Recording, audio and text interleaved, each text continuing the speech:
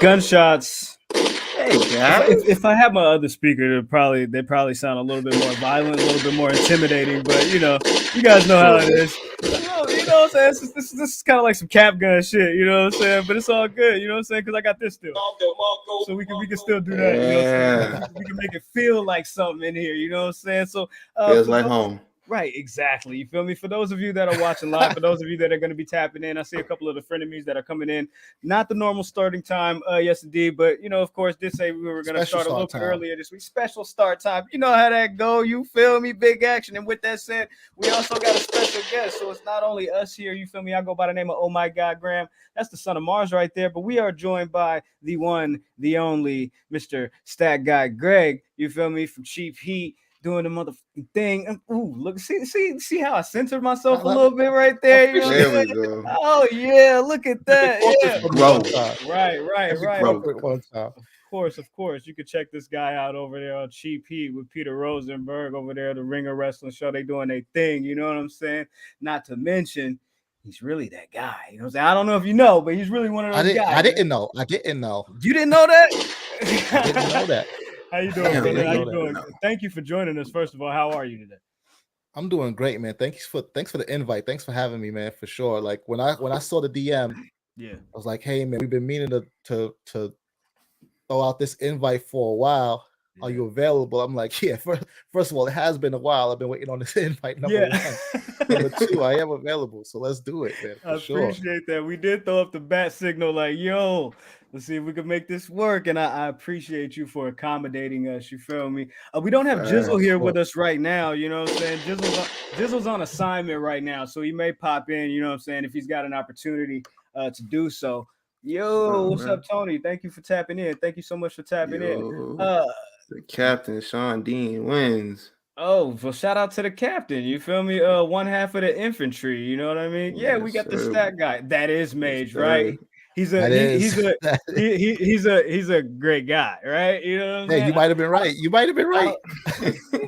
know what I'm saying?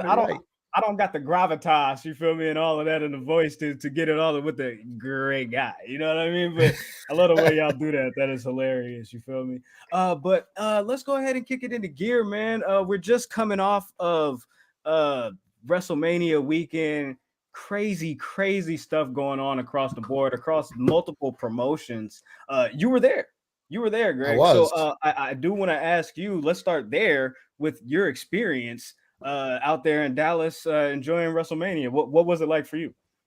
It was a lot of fun. My first WrestleMania with the podcast and covering it for media was at the last Dallas WrestleMania. So it felt good to go back. Right? Yeah, 32. When they unveiled the women's championship and Roman and Triple H, Brock, Dean in the hardcore match and everything like that. So it felt great to go back down there, go back into Jerry's world and return to the scene of the crime, which was my first, WrestleMania with Cheap Heat and Rosenberg and everybody. And this year, we did it even better than the last time. I don't know if people saw, we had that interview with Drew from Access in the middle of the ring with a live crowd surrounding the ring. We did a lot of content with MacMania and the Masked Man show, the other shows on the Ring of Wrestling show that I gotta shout them out because the three shows really came together and the chemistry. Yeah, it was really it really gelled perfectly. I knew Shoemaker obviously from way back, I knew Kaz from way back, so I knew that at least I would get along with those Masked Men guys. But the MacMania crew, man, Evan, Jack, Flobo, Brian H. Waters, everybody who I hadn't met, Shoemaker really put together a squad. So I was proud to be a part of that. It seems like we've got a little bit of a list of you guys rolling in over here on the P3 because we had Kaz just a couple of weeks ago. Yeah, we had Flobo a while back. You're here now, and then we've been meaning to we're trying to get something together with Brian H. Waters just as far as our scheduling goes. But yeah, man, I that's crazy. You guys are all doing your thing, and yeah, if you haven't checked it out already, make sure you guys check out that interview and the conversation that they had with Drew McIntyre at Access. That was a great conversation. Shout out to Drew. That was dope, man. Yeah, shout out to Drew for real. Yeah, he's a great guy. Right, there you go. He really is. He really is. He said it. He said it. So with that said, you said you had a great time doing all of that. The card itself with WrestleMania being there in Dallas, like we said, Cowboy Stadium, AT&T Stadium, 75 plus thousand people, I believe, both nights. It's just a crazy, crazy number. The figures that they brought in for the city, just WWE just is unmatched when it comes to like how the grandiose you feel me, that of it all, just everything, you feel me, like it really is a spectacle, you feel me. So and I believe, if I'm not mistaken, the records that they announced as far as what they were able to pull in, that does indeed make the tagline correct, right? Because What, the the most tagline, stupendous? yeah, because the tagline wasn't the most stupendous WrestleMania ever. The tagline was the most stupendous two-night WrestleMania ever. Exactly. So I think that they kind of they did a thing there, and they definitely saved themselves. They didn't want people to come in their replies be like, actually, so the greatest WrestleMania. I'm like, bro, be quiet.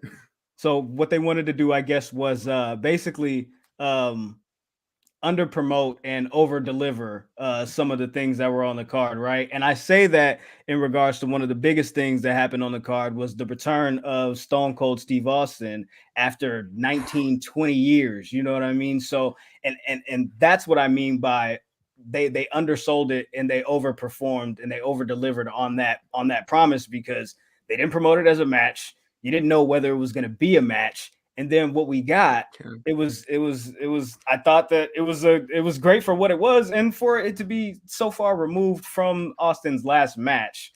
I thought it was a great experience. Greg, what did you think? You were there live for that night as well, or what night were you there for? I mean, come on, man. Both nights. Bro, man, that's a big it wasn't the most stupendous one night WrestleMania if you could catch the other one. No, it was the most stupendous 2-night event, and I had to be there for both of them.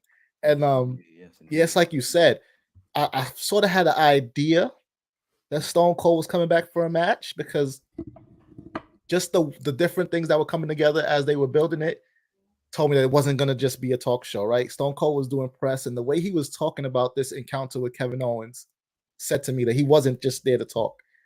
From the way he accepted it, to he did the Rich Eisen show, I believe, and he talked about just that emphasis on it's been 19 years. It hasn't been 19 years since we've seen him, because he was at the WrestleMania in Dallas. He pops up all the time, but it has been 19 years since that bell rang and he had a match. So when he was saying 19 years, that's what he was talking about. I knew exactly. That's what he was talking about. He was talking about a match. Because I seen I seen that Rich Eisen interview, and he also spoke about like I love this business. My family knows that I love them. My wife, my kids, they know I love them, but I'm doing this for me. And I'm like, that doesn't sound like it's just a conversation. Like, you know what I mean? It does not.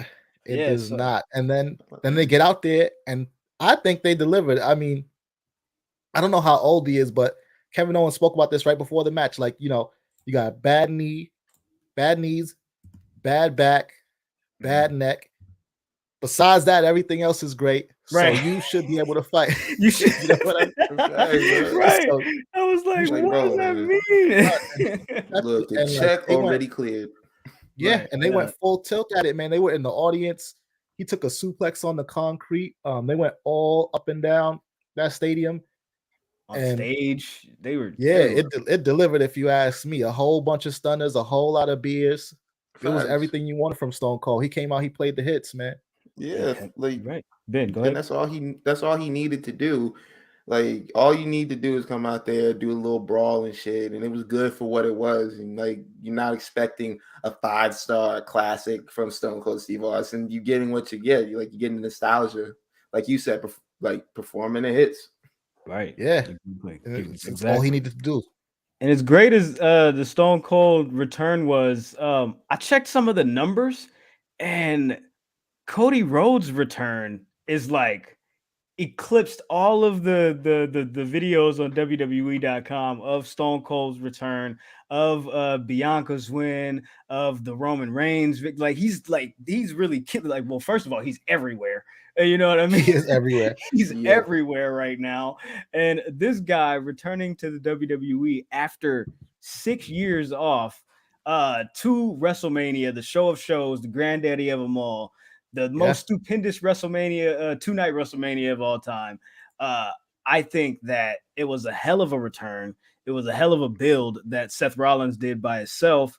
And just, I don't know, it just feels like he raised and elevated his stock upon his tenure being gone. But I think that was evident and very apparent here. Greg, what do you think? Yeah, I agree. I mean, he left, and like you said, the last time we saw him was 6 years ago. I believe it was at that last WrestleMania in Dallas. He performed as Stardust. He leaves, and he comes back like he leaves a joke, some people say. And he came back being taken very seriously. He got the pyro, he got music, special. He kept his music, his whole presentation. He got a special entrance, and he talks about some of the things that they gave him outside of the ring that fans won't necessarily see, where he got his own luxury bus to go around and make the rounds with his family so that they can be with him everywhere he goes. Right, the exactly. This like, and he got the win, which people weren't expecting. Mm-hmm. You know, people weren't expecting him to get the win over Seth Rollins, even though they expected him to show up and be Seth's opponent. It was just about, you know, how much will WWE give, and so far it's been a lot, right? He did more press than anybody, despite being advertised as special guest. I know Shoemaker saw him right after his match ended and got about 20 minutes with him there. He opened up Monday Night Raw, if I'm not mistaken, right? He got the first crack of the mic on that Raw. So, what do you guys want to talk about? The hits. So yeah, they really are showing that they're buying what he's selling as far as him leaving, betting on himself, saying that this is what I can do, and he made believers out of everybody. Most importantly, Vince McMahon, Triple H, and Nick Khan, because he's back now. Yeah, he said in the interview with Shoemaker, he said the chairman flew down to see me, him, Nick Khan, Bruce Pritchard, and they were all, you know, just the nicest guys, and the pitch was good. He said it was great. You feel me? So I thought that a lot of the interviews that he did were very, very interesting. And I thought that too, a lot of the conversation around the interviews, his whole media run, everything that people were talking about, making their assumptions on why he left and his relationship now with those guys over there, as far as Tony Khan, the Bucks, and Kenny Omega. I think that it kind of leads to, say, some of those reports last summer that we were hearing that there were a little bit of dissension within the EVPs. I think a lot of people at that time assumed that admit that Cody and one of the other parties. But I think that it brings that to that kind of being true, right? You know, a lot of people wrote it off. They're like, man, it's just talk. These guys are best friends in real life. They visit each other at their homes. They talk all the time. They got text message chats and shit like that. And I'm like, bro, Cody does not seem like their kind of guy. Yeah, especially too, like if you go back and watch some of the AEW stuff they were doing at that time, I think Kenny Omega came out and even said it, and it's true that Cody was doing one thing and they never really interacted with Tony or Kenny or the Bucks, who were doing something completely different, and they sort of just coexisted. But now he doesn't have to worry about that anymore. And the biggest thing taken off of his plate is being an executive. Like, he doesn't have to worry about wrestling and being an executive and trying to carry a company on the screen and off the screen. He can just go to work, secure the bag, clock in, clock out, hop on the bus, and then go to the next spot with his family. And like, it's perfect for him. And go crazy. Yeah. Because he was doing a lot over there. He was an EVP. He was wrestling. He was doing the Roads to the Top show, the Go Big show. So not only was he like one of the head figures of the figureheads, the figureheads of the company on screen, but also off screen and in so many other forms and mediums of entertainment as well. Like he was really trying to be like that quintessential like John Cena-esque guy for AEW. Yeah, which was shocked me about them letting him go, right? Because so much of the other stuff ran through Cody. Yeah. Like you mentioned, all those TV shows. Does the Turner partnership even happen without Cody? Are they on TNT and TBS? I don't know. Every major celebrity who showed up, showed up to work with Cody.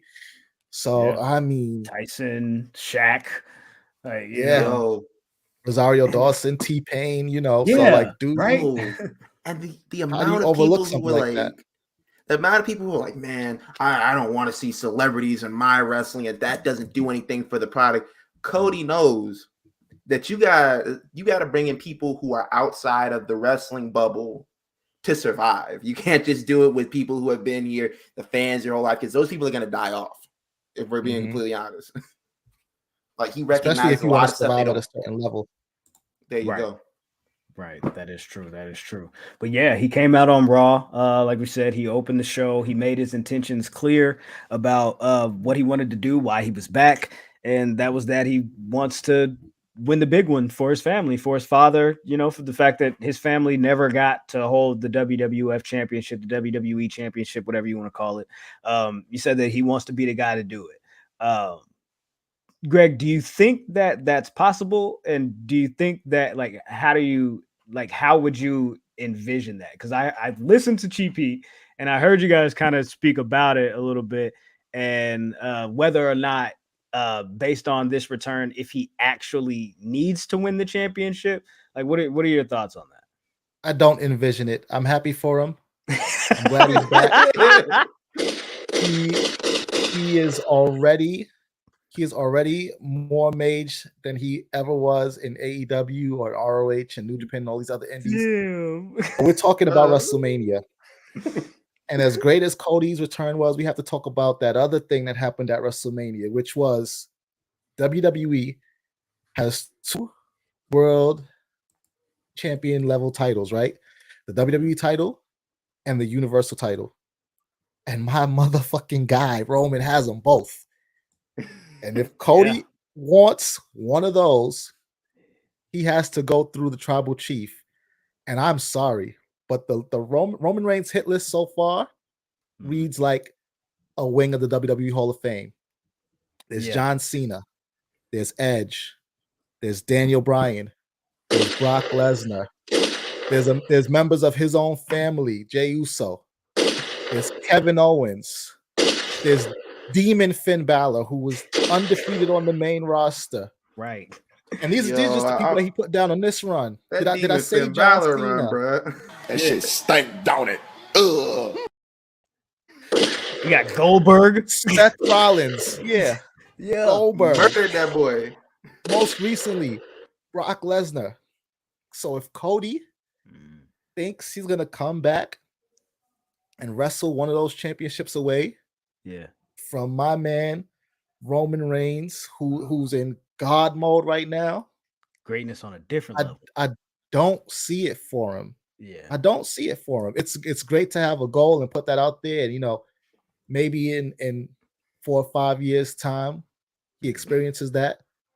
But as long as Roman Reigns is the WWE champion and the Universal champion, and his family is still running roughshod over SmackDown and Raw and the entire WWE, get out the way. Get your check. Move, bitch. Get your check. Put on a match. Hug babies. Man. Kiss, and go out with your family and ride that bus to the next town and make sure that you are able to still do what you got to do to put food on your table. But if you step up to the big dog at the big table for one of the big belts, I don't see it happening for you. I don't. Ooh, bitch, that's what time it is. SGG talking that shit. It does not happen for you. My man say, yo, that adrenaline in my soul that coming up through the bottom of that shit cute, but it ain't Roman Reigns. Right. Nah, it's not, man. It's not that. It's just not that same energy, man. It's not God mode, man. It's not God level. It's not. It's great. And that's the thing. Yeah. Like when I say these things, I don't want people to feel like I'm talking down. Like, no, this is great. It's great what Cody's doing. There's nothing wrong with silver medals. Like, you still make the podium. But you're talking about gold medal, world class, high level greatness. There's only one, man. Is Cody Rhodes is not top tier? Listen, he's a higher tier than he was when he left, for sure. He for sure is. He's a higher tier than he was when he signed, for sure. Yeah. But on that God level tier, it's time to show and prove, right? It's time to cash in on that. Like, it's time to cash in on that investment, all that stock that you've risen over the last couple of years. It's time to actually see what you can do with that now. Like Seth Rollins said, I know he was being facetious, said it was a little bit of character work. Don't go play rinky dink. This is the big leagues. Like he said to Cody, he said, welcome back to the big leagues, bitch. He was like, yo, you feel me? Like, come here and do your thing and see if you can cut it. And he can. He proved that he can, at least on the big stage, the grandest stage, right? At WrestleMania. On the grandest stage. Yeah. But that's WrestleMania, though. That's WrestleMania, though. Cody said it himself, like, that's WrestleMania. Biggest crowd of the year, biggest, ambiance, feeling of the year. The emotions are high. Everybody's ready for those types of moments. That was kind of a freebie, He's like, what can I do with it going forward? And I think it's time for him to prove that. If they give him the opportunity to do so, however much rope that they give him is, still to be seen. But I think if they give him a real shot, he might be able to have a chance to prove him right, or himself right, rather. I don't know. Maybe, possibly. I don't know. Strong possibility. But yeah, if Roman's got them 2 titles, man, I don't know. I don't know what road you take, pun intended, to get there. Maybe the Money in the Bank. But CJ says Seth Rollins was in there with his man in the Iron Mask fit. Yeah, he was real Prince-esque. He was real flamboyant. I wish we interviewed Sarath Khan. He's Mackenzie. Yeah. He does the gear. He did Seth's gear, and I really wish he would have showed us the photo that he used, because he said that he showed Seth a photo of Prince and was like, yo, let's go in this direction. Yeah. And I wish that he would have showed us like what the actual inspiration was. I know a lot of people were trying to pinpoint where the inspiration might have come from. And it would have been dope to actually see, but some things, I guess, they want to keep behind the curtain. I get it. Yeah, because when I looked at it, give grandma secret recipes away all the time. You know what I mean? Right. We're losing recipes. Exactly. Right. So I got to talk to you about Bianca Belair winning the Raw Women's Championship. I know there's a conversation going around that like Bianca could be Miss WrestleMania based off of the performances that she's had. I think it's a little bit too early on that, just because it's like, it's been 2 matches. It's been 2, back-to-back years, great moments, great matches as well. But I think we should pump our brakes a little bit on that. She had an amazing match with Becky Lynch to win the Raw Women's Championship back after the debacle at SummerSlam with the 26 seconds. Long-term booking, let it play out. What do you think about this situation? Because a lot of people were so upset about it when it happened, didn't necessarily have faith in how it was going to go with, them retelling the story if they were going to, and also like a little bit, apprehensive about how it would play out once they kind of got into the meat and potatoes of this feud. What were your thoughts heading into it, and what did you think about the match? So I was at SummerSlam when she lost in 26 seconds, and I can tell you that it sucked the air out of the building, right? Like, everybody was deflated. I was still a little hot about it by the time Monday Night Raw rolled around. But then when you see that, like, this wasn't a Brock Kofi situation, and they were telling a story, I think that's when, let it play out sort of kicked in, and let's see how it looks on the last page before we decide like whether or not this was right move, wrong move. And then when they sort of kick the can past Survivor Series without a definitive winner between either one of them, Becky won, but she held the ropes, cheated, and things like that.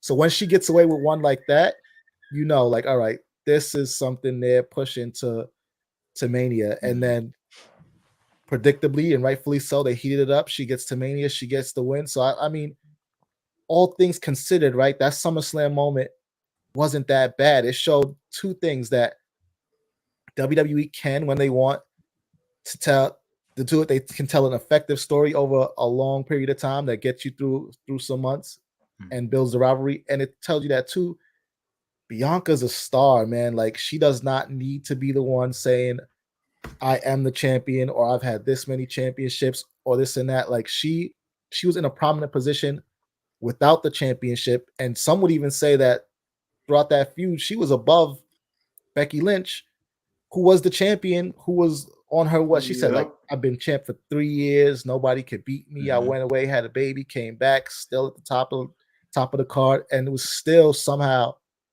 a couple of steps behind Bianca, who she beat for the title. So, I mean, Bianca didn't really lose anything more than just a championship reign with that 26-second loss, I think. I agree with that. Ben? Yeah, and like you said, they kept her strong. She had accolades over the whole period of time. She won.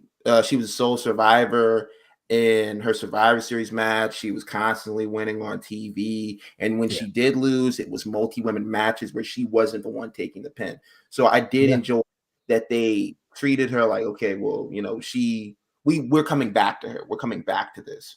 Mm-hmm. Yeah. She was Becky Lynch was on the Logan Paul. I think it's like, that's hella funny. Jizzle, he says Seth is just like Macbeth.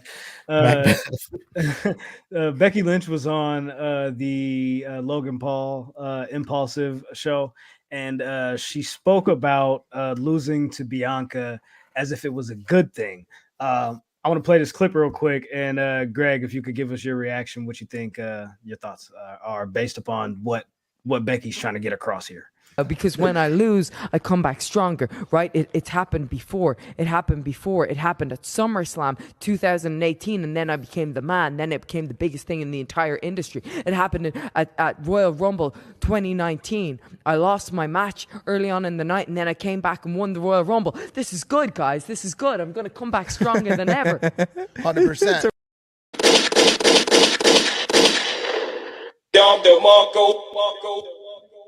I mean, she's right? Wrestling fans act like a loss is the worst thing in the world. And she pinpointed two of the biggest moments of her career and how those came from her taking the L. And Bianca can say the same thing, right? I lost. Yeah. That's fine. It's not about the wins and the losses. It's about the story and what happens to the person after that. And like she said, she became one of the biggest stars, and now Bianca's rising too. She's 100% right now. Whether that means she's going to be champion again, or if she's going to take the title from Bianca, remains to be seen. And I'm going to say I highly doubt that. But she is right about the fact that in the immediate, a loss doesn't mean that much. It really doesn't, especially in pro wrestling where it's all scripted and it's all meant to go somewhere. Right. It's meant to go a certain way for a reason, whatever that reason is, whether that's a good or bad, in, public perception or whatever, but everything happens for a reason, For real. Yeah, man. I agree. Go ahead. I don't know if either one of y'all watch Dragon Ball Z or know what I'm going to talk about. It's like when Goku takes a loss, like he gets his ass beat and then he comes back like 2 times as strong. It's like, yeah, man. It's like I never lost. I hate to do this. I don't know what you're talking about, but I know there's some listeners out there who know what you're talking about. Bang, bang. I have no idea what he's talking about either. See, if Jizzle was here, we'd bounce off each other because he watches that. Yeah, too bad. I guess last thing I want to talk to you about is man, what's going on with Edge and Damian Priest? Rumors have been swirling around that not only is Damian Priest and Edge gonna be doing their thing with this new stable. Also, there's speculation that Rhea Ripley might be somebody that is added to this collective. There was a purple lighting behind her after the tag match on Raw this past week. So I didn't notice that. I noticed that, yeah, and I found that screen grab, and I was like, "Yo, I need to grab this and let's talk about this because I don't know if they're foreshadowing anything, but I think Rhea Ripley involved with what Edge and Damian Priest have got going on would be a good look aesthetically. I don't know what the story is yet, but aesthetically seems like it might be a good fit. What say you? I think I like it. I mean, when I feel like Priest and Edge, they're a great fit together. Mhm. And Rhea Ripley, if Edge can do what he's done for Damian Priest and what he's really done for himself and just like bring out this evil side in all of them, that's going to be a stable and a faction I think is going to be real dominant, but most importantly, real entertaining on Monday Night Raw, or if they end up on SmackDown or wherever they end up. But I think I like it. I like the three of them together. I didn't peep the purple lighting, so let's see. Hopefully. But And I like it. I think Edge pointed back to this moment about a year ago and said it all started a year ago. So I don't know if this is something that they set in motion a while back or just an idea that was like in the back of their heads, but I like this. I think this is nice. I like it too, especially for what it could mean for Damian Priest and Rhea Ripley, like kicking their careers into the next level, taking them up to another level. And then, when Edge is gone, this is something they can point back to and just be like, listen, I have it in me to go deep and dark, or if I ever need to, and like carry on that legacy into the future. Matt says it's long-term booking. I got you. Shout out to everybody that's rolling with the long-term booking wave. Our guy JD from NY tried us and we've turned it into a bit. Congratulations. The people love it. Weird. I don't know why people pay attention to that guy, man. It is what it is. There's somebody for everybody, I guess. Shout out to Edge. For better or for worse, man. Right. There you go. Shout out to Edge. Shout out to Damian Priest. Whatever they're doing with this new stable, I think it's gonna be dope. I don't want to get too far off into assumptions about it. I want them to tell the story. I seen Brody King was like, this is what happens when you get when you order House of Black from Wish.com. And that didn't really go too well for him. He got ratioed out of this world. Yeah, man. Chill out, bro. House of Black feels too much like the Brood for anybody to say that. Yeah. Yeah, what I mean? We was here. It's Ministry of Darkness, the Brood. This has been done. Edge was in both of those factions too. So it's like this is really just Edge going back to his roots, honestly. Yeah. Like, bro, y'all know I'm dropping evil, like right? black paint on people or whatever. Like we started the bloodbaths and all of that. We've been with this spooky stuff with the lights going out and all of that. Like we've been out here with this, man. I don't know what you're doing. Man. Like that's not to take away from them, but if it's like if it's who copied who or right. I mean, like let's be honest, like if you want to talk about like gothic stables and the history and the pantheon or whatever of wrestling, the Brood kind of like formulated a lot of the shit that they grandfathered, like a lot of the shit that you see now. Everybody kind of copies that style and kind of emulates that whole thing, so hey man, it is what it is. Sorry, brother. Still rooting for you, Brody King. You guys are gonna do your thing as a 6-man tag team champs in ROH when they send you over there. All right, man. Greg, I don't know if we're running out of time here. I do have one more thing that I want to get to before we let you go, if that's all right. I did want to ask you about some legal advice. We are dealing with a particular situation. Ben, you gonna take notes for us on this? Yeah, I'm gonna take notes. We're gonna need this. We've been dealing with a particular situation especially in these Twitter streets, on the timelines of these social medias, and in the wrestling community. A lot of the more prominent Black women in Black wrestling media have bestowed upon us a probationary period. I'm not necessarily sure what the charges are. I'm looking to get that information in just a little bit. But we have been on probation, I believe, since about February, since Black History Month. Three brothers trying to do their thing and uplift the community on probation in Black History Month. I think. So wait, these charges came. You've been hit with these charges in February. We were, yes, sir. Yes. We were hit with these charges in February. It's unclear what the charges are, but they came to you during Black History Month. They did come to us during Black History Month. And you know what I think they're in regards to is alleged, and I say alleged with, you know, strongly with my belief, you know, from my soul, the pits of my soul, alleged thirsting over white women, i.e. Nikita Lyons, on the timeline. Interesting. And my thing is, I think what's happening here is we're getting from all sorts of angles different input on what our sentence should be, how long we should be on probation, from all walks of life, just multiple faces, multiple people, beautiful women, all but I don't necessarily know who our probation officer is. And people just randomly adding on time. Big Swole gave us 2 more months for comparing William Regal to Bill Jackson. Bam.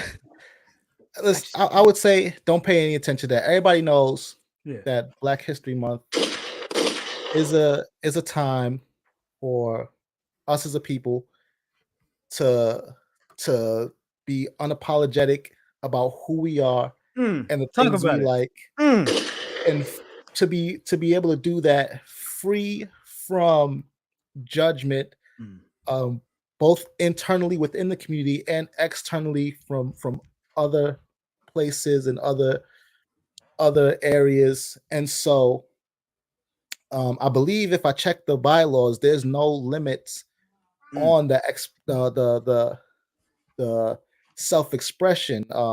I believe there's no asterisk. It's not, you know, Black Girl Magic with an asterisk and that it only applies to certain areas, or Black Boy Joy with the asterisk that only applies to we go. Yes, sir. Black Boy Joy. I like that.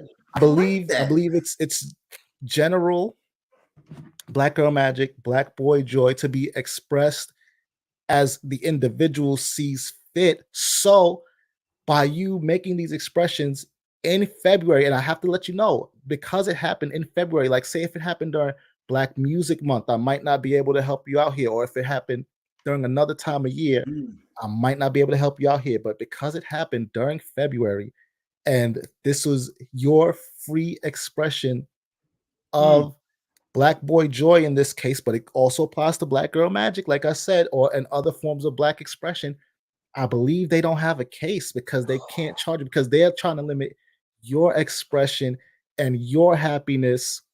Can't limit us. And it just doesn't work like that. Man, right? Definitely not in February. Definitely limit soldiers, boy.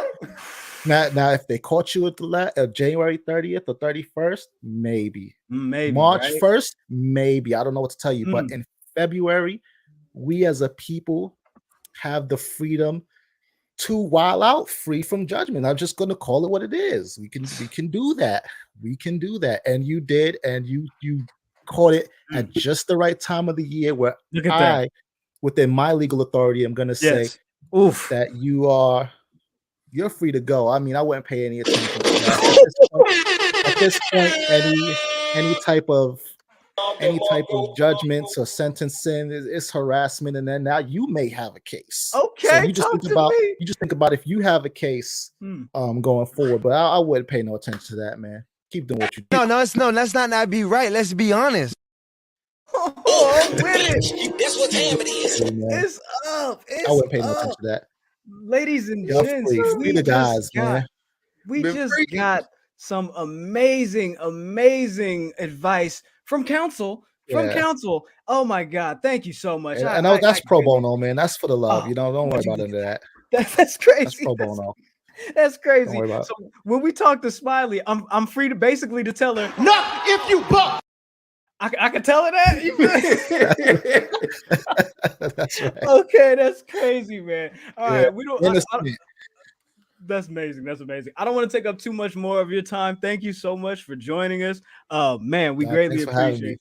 This was crazy. This was great. Make sure you guys are following Stat Guy Greg at Stat Guy Greg. Oh, my bad. Excuse me. You can have the floor if you would like to pontificate and express anything that you want our listeners or our people to know. What you got going on and what to expect from you guys over there at GP. Sure, yeah. At Stat Guy Greg on Twitter and Instagram. Follow at Ringer Wrestling on Twitter. Look for the Ringer Wrestling Show on Spotify or wherever you get your podcast. But I get my checks from Spotify, so I would appreciate if you use that Spotify link. Thank you very much. If you follow Ringer Wrestling, you'll get that exclusive David Shoemaker post-match interview with Cody that we talked about. You'll get that Drew McIntyre interview that we talked about live from in-ring. You'll get a lot of WrestleMania content that we put out over this past week, and you'll get all the content going forward. So like I said, I tweeted this out. I don't know how seriously people took me, but I said you definitely want to be following at Ringer Wrestling, because I knew that right after Seth Rollins faced TBA, I didn't know who TBA was, but I knew Shoemaker had that exclusive interview with TBA, and we got a lot more coming like that. So you want to be following at Ringer Wrestling on Twitter, on Spotify, or wherever you get your podcast, at Stat Guy Greg on Twitter and Instagram. That's crazy. Big action, man. Well, Stat Guy Greg, thank you so much for joining us. This has been great. Of course. Thanks. We actually got Smilee coming in. She's going to be joining us here, talking a little bit about what we got going on with that probation. Last thing I want to tell you. No probation. It's over. You're not here. Oh, no. Your probation is not over. Your probation is not over. Do you want to tell him what you did during the month of February? Do you want to know what you did during the month of February? I told you what we did. He said that as Black men, we should be free to express ourselves in Black History Month. No, not thirsting over white women during the month of February. That's what he's got on the first strike. That was your first strike. I don't care, lawyer or not. I don't care, lawyer or not. Hey, I'm just saying over white women. I'm just saying he's accredited, and that's cool and all. And that's cool and all. He's got stats. Literally, that's cool. That's cool. I also have a piece of paper that I don't use. That's also cool. That's real. I'm cool. with you. We'll talk about that in just a second. That guy, Greg. Thank you so much. My hands are tied. Court of law. Right. Thank you. That's what I'm talking about. Hey, tell Rosenberg he ain't the onlyest one with one of these. You feel me? That's what all of you said. I want people to know. You know what I'm saying? They might not know, but they know. You know what I'm saying? When I seen it, I was like, yo, I got one of. How did he get the? You know what I'm saying? Did we get this from the same guy? You know what I'm saying? Where's mine at? I need to get one of those. You know what I'm saying? Was it a Germ Gilla piece? I don't know if it's a I don't know. I'm from the Bay Area and we was doing some things over here, but I don't know where it came from. But yeah, I thought that was great. I thought that was cool. And I couldn't do the show without pulling this little piece out and saying, hey, I got one of those. You feel me? Yeah. Yeah, thanks for having me. Enjoy your freedom, fellas. I appreciate you, brother. Thank you so much. Take care, man. All right. Here come the cops. Go take me. Smilee, what's going on? How you doing? I am still exhausted. I believe you. I fucking believe you. You've been home now for what? 2 days? Yeah. I've just been about Monday. What is it? Yeah, about 2 days. I've only been home 2 days.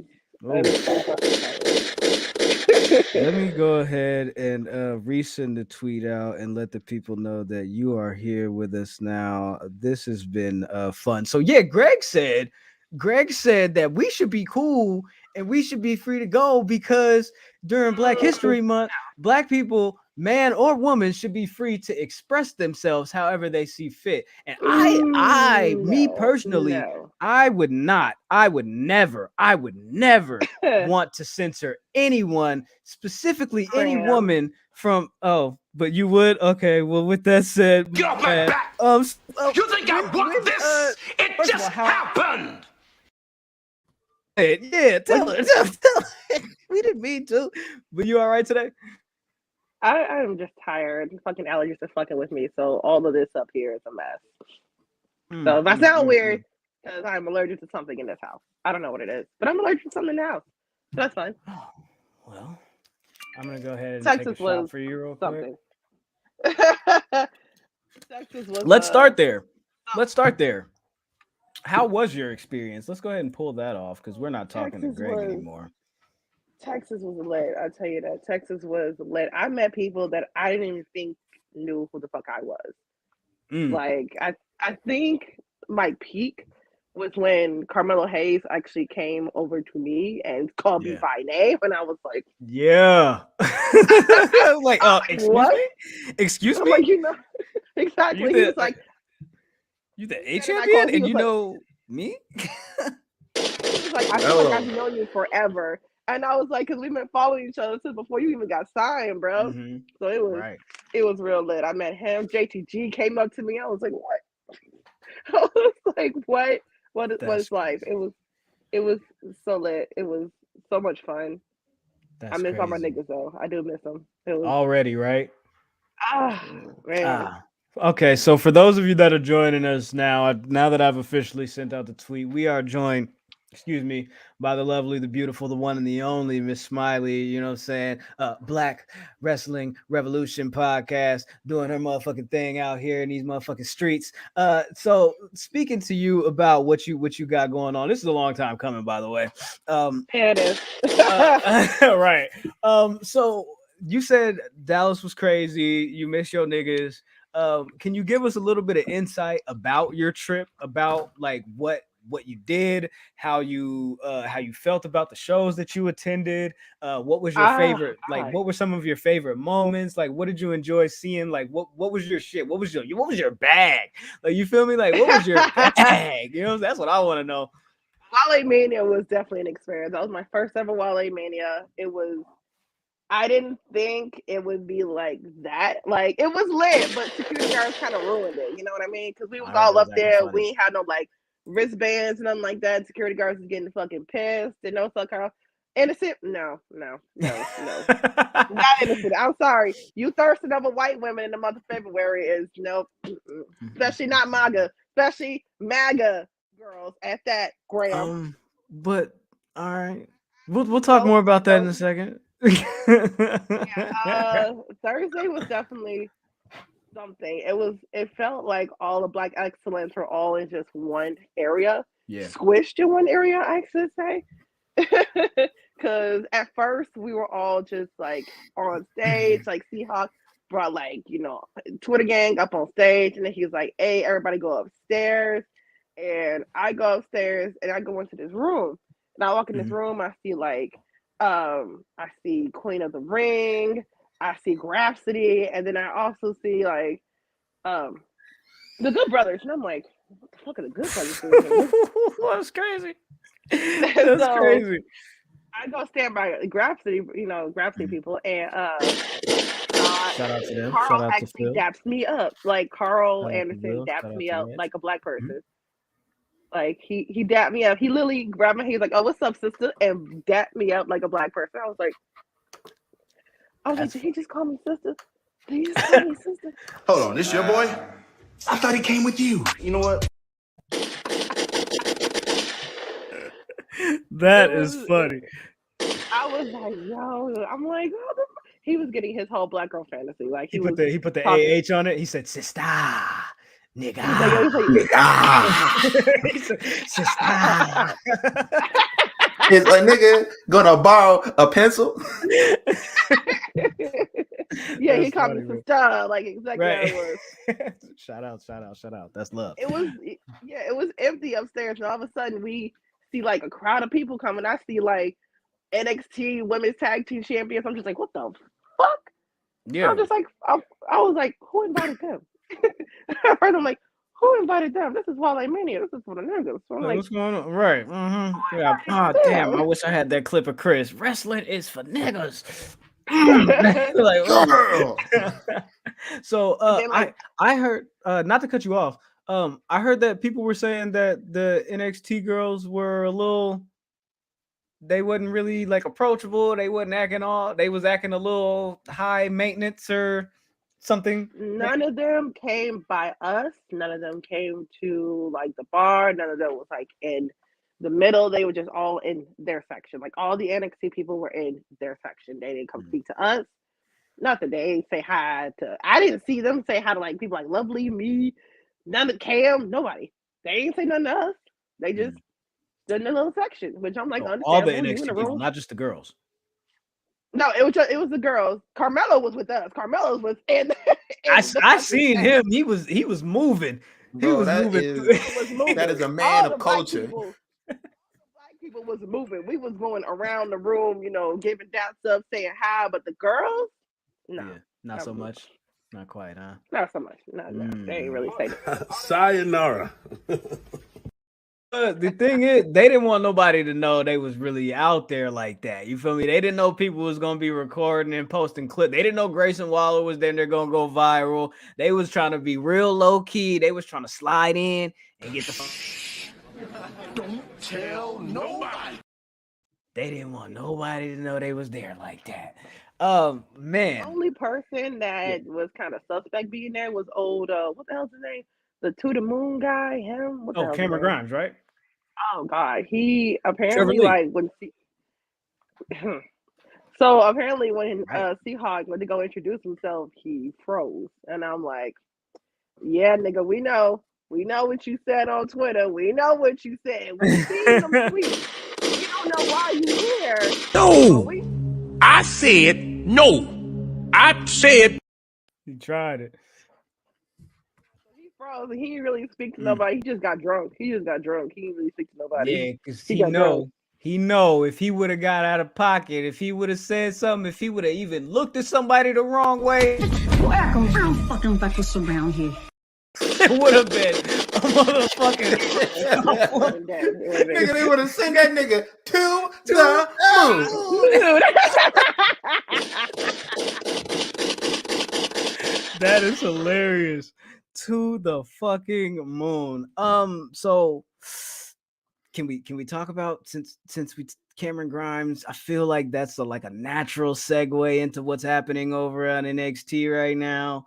Your man's, I don't know. I'm not saying he's your man's. I'm just saying the man's the guy. Oof. Mr. Nash Carter just got released apparently. It's been a messy day. It's been very messy. Very messy. Hella messy. I want to be super delicate with this situation. Me personally, for us being, guys or whatever, and us not being close to the situation. I don't have any facts or any details or anything like that. Mm-hmm. But apparently the word is Nash Carter was officially released from the WWE.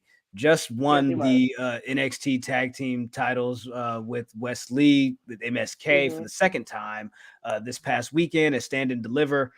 So I guess there's been some reports, not necessarily reports, but claims from his wife in regards to alleged domestic abuse, emotional abuse, and all of that stuff. It's been a very weird couple of days in regards to this situation, because it seems like she said one thing, she went back on that, said another thing, and then doubled down on the initial thing that she said. So I don't know what the situation is, what the issue is. I want to send everybody love and light and positivity in regards to this, but I know. I get it.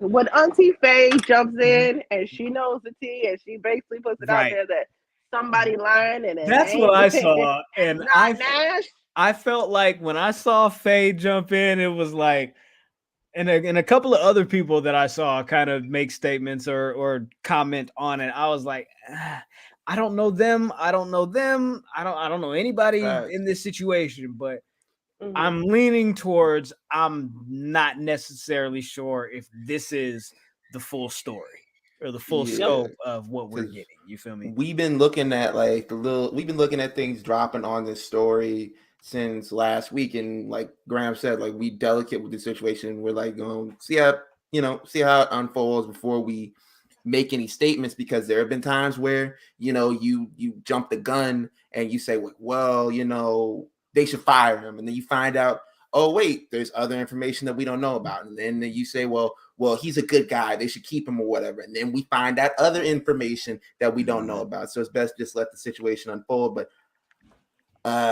yeah, this has been going on for a minute.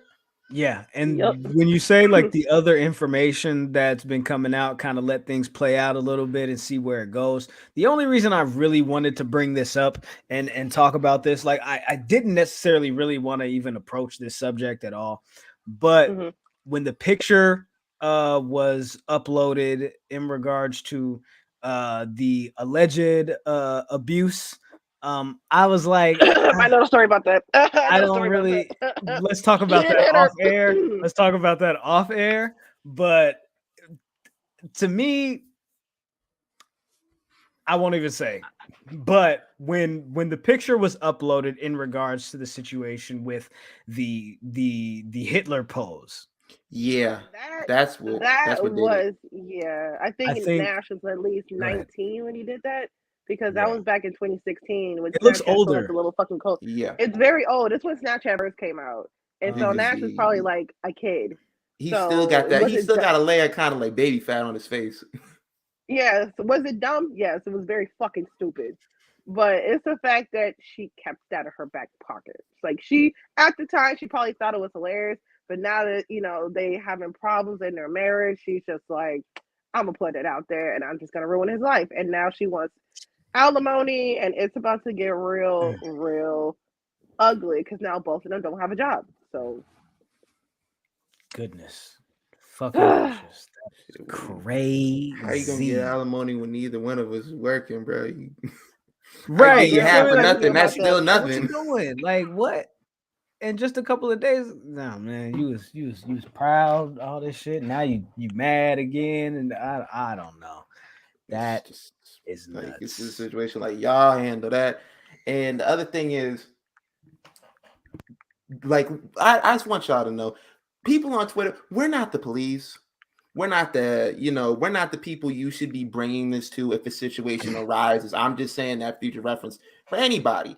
It doesn't matter if you famous or whatever like that. If you have a situation where you feel like you're in danger and somebody's putting their hands on you or somebody's abusing you or doing something that they shouldn't be doing to you, don't take it to Twitter. Go to, like the police or, like let them handle it. And if they say something like, well, we can't do nothing or whatever, then think about, alternative motives. But Twitter ain't the police. And you got to take that to them. I can't do nothing looking at the picture, from my phone, bro. I'm not skilled in that department. Right. Yeah. And it's like, dog, if you've held on to this for like a year or something like that, it's like at this point, if that's how you feel, me personally, in my opinion, I'm like, you should take that to the police. The court of public opinion doesn't necessarily bring you justice. It just kind of makes the situation a little bit more strenuous. It's going to make the other party like upset with you, and it doesn't necessarily bring us any answers or resolve. It just kind of in regards to your safety too, like bro, what are you gonna do if someone is doing something like that to you and they almost kill you? You can post that on Twitter before you go to the police. Like, please, if you are like, if anybody's watching this and you're in any type of danger, any type of situation, please seek help. That is not social media, please. Yeah, good point. Wow. That is a heavy topic for sure. Yeah. I just wish everybody well. I don't know what's going on with that. I don't want to make any presumptions or assumptions or judgments on anything, but man, I know that Rascals group chat was popping though. Bro. I know that shit was that Rascals group chat was probably on fire. I ain't gonna lie. Shout out to Byron. Sorry, brother. Sorry, I had to say it. Hey, Myron? What? Myron? I was like, that's wrong, dude. That's our friend. So, wow. I did. But yeah, what else with WrestleMania weekend? Oh, right? big facts. My name Bennett, and I ain't in it. Ain't in it. Yeah, for sure. Big Shout out fucking to facts. the that's crazy. Shout out to the captain Sean Dean. He picked up the win against Sean Spears on Dynamite tonight. Yep, met him over the weekend. Well, not met him. I've known him. Just I got to meet Carly because I've never got to meet Carly. But you never met Carly? I got to meet him over the weekend. That shit was good. The FTR versus the Bucks number 2 is going on right now. Okay, FTR and the Bucks is happening right now. FTR and the Briscoes had a tag title match at ROH Supercard of Honor on Friday. If I'm not mistaken, it's been a couple of days. I've been drinking. Shit's been happening. I heard the match was good. No, that match was crazy. I watched it. I was not there. I was at another show. Where were you at? What show did you go to? What show were you at instead of going to the ROH show? You were running around, right? I was everywhere except let's see. Friday night, I literally have like the schedule right here on my face. Okay, so that was at 8:00. You said that was Murder Mania. That's where I was at. I was at Murder Mania. You were at Murder Mania. Got you. Okay, so you were just running around everywhere, weren't you? You were a little busybody over the weekend. You was. I even made like my Fight TV debut because I don't know if y'all saw it, but like I had a little spot at For The Culture. Did you? Wait, you had a little spot, huh? Hold on. Let me go ahead and grab that. Do I have that here? While I am grabbing that, I do have that, but I have to convert it. But I do have this. I have it. I'm gonna message it to you. I have the clip. I have it. I just need to convert it into a file that's gonna play here. We got the technology. Right. Technology. Technology. Let's play this one first because at For The Culture at GCW, Bill Dixon and Hoodfoot beat the shit out of each other. Dog, like.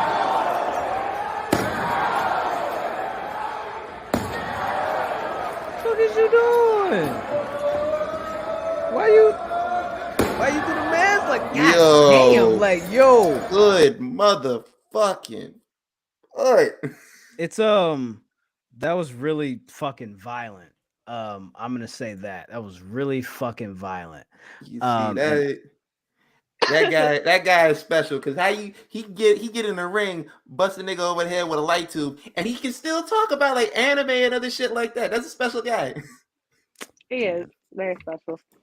Yeah. So while I'm converting that, of course, he did win that match. You said that it was a good idea that you decided to pack some gauze for the weekend. I really did. It's still in my suitcase. I have not unpacked anything. I didn't realize when I came to Dallas that I overpacked.